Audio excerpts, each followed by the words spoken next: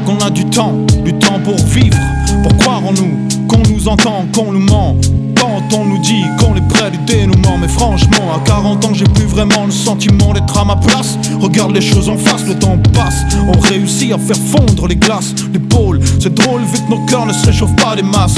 Et on déplace des montagnes. Mais dis-moi, où est-ce qu'on va? Qu'est-ce qu'on a?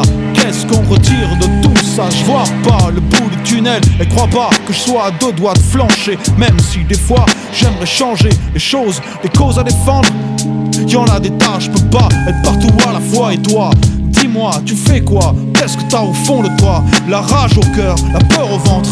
J'avance pas à pas et je rentrerai pas dans vos cases. C'est pas que je veux pas, mais je peux pas. C'est au-dessus de mes forces et y a des trucs qu'on choisit pas. Je suis fait comme ça, je vis comme ça. Et sans doute que je crèverai comme ça. Mais tant pis, je vaux pas mieux que toi. Alors je suis ma route, même si je doute parfois.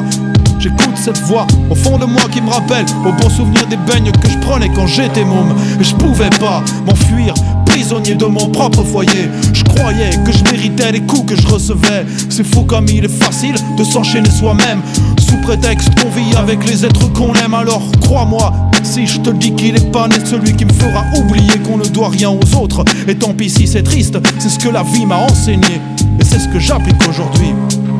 Pourtant, regarde, je parle avec toi. Comme quoi, malgré les beaux discours, on finit toujours face à nos contradictions. Et c'est comme une addiction. J'ai pas de leçon à donner, sans déconner. Je fais comme tout le monde et j'essaie d'avancer sans me prendre les pieds dans le tapis, en envoyant tout valser. Dans tous les cas, c'est pas facile d'exister. Et ça, on me l'avait pas dit. Je le dis texte à tous ceux qui poussent leur caddie au supermarché, en croyant être force de décision. Dis-moi quelle impression ça fait de se sentir important.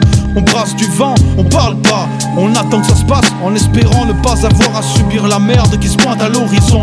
Notre oraison funèbre est déjà composée et consommée, toujours consommée. On dirait qu'on est bon qu'à ça, mais on finira bien par se consumer.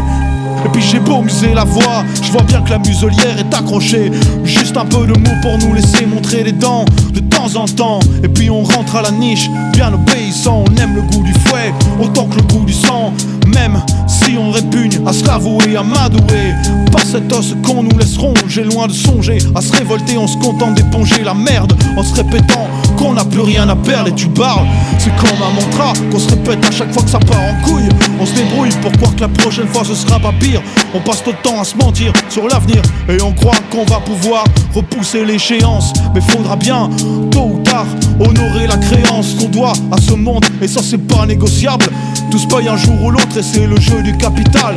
Et crois-moi, au final, les aiguilles tournent autour du cadran de notre fuite en avant. Et on voudrait avoir le croc couper la tête du serpent, l'envoyer les grands se faire voir sans ménagement. Et pourtant, on reste là, gentiment, immobile, on attend sagement, en haletant que le monde change pour nous, sans y croire vraiment. Alors mon ami, je t'en prie, vas-y, dis-moi qu'on a le temps.